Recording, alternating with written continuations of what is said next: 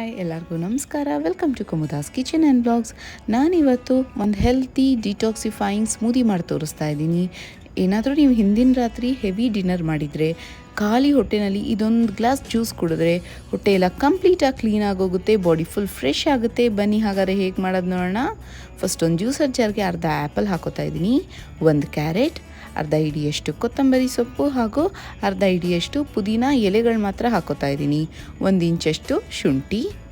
ಈಗ ಇದಕ್ಕೆ 1 ಕಪ್ಪಷ್ಟು ನೀರು ಹಾಕಿಬಿಟ್ಟು ನುಣ್ಣಗೆ ರುಬ್ಕೋಬೇಕು. ನೋಡಿ, ಸ್ವಲ್ಪ ತರ್ತರಿಯಾಗಿದ್ರೂ ಕುಡಿಯೋದಕ್ಕಾಗಲ್ಲ, ಅಬ್ಳಿಸ್ದಂಗೆ ಆಗುತ್ತೆ.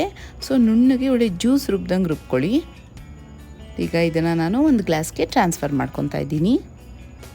ನೀವೇ ನೋಡ್ಬೋದು, ನಾನು ಎಷ್ಟು ನುಣ್ಣಗೆ ಜ್ಯೂಸ್ ಥರ ರುಬ್ಬಿದ್ದೀನಿ. ಈಗ ಇದಕ್ಕೆ ಒಂದು ಸ್ವಲ್ಪ ನಿಂಬೆಹಣ್ಣಿನ ರಸ ಹಾಕ್ಕೊಳ್ಳೋಣ. ನೋಡಿ, ನಿಂಬೆಹಣ್ಣ ಜಾಸ್ತಿ ಯೂಸ್ ಮಾಡೋದ್ರಿಂದ ಈ ಥರ ಜ್ಯೂಸ್ಗಳಲ್ಲಿ ಮೆಟಬಾಲಿಸಮ್ ಚೆನ್ನಾಗಾಗುತ್ತೆ. ಮಿಕ್ಸ್ ಮಾಡಿಬಿಟ್ಟು ಕುಡಿದ್ರೆ ಖಂಡಿತ ರಿಸಲ್ಟ್ಸ್ ಬಂದೇ ಬರುತ್ತೆ.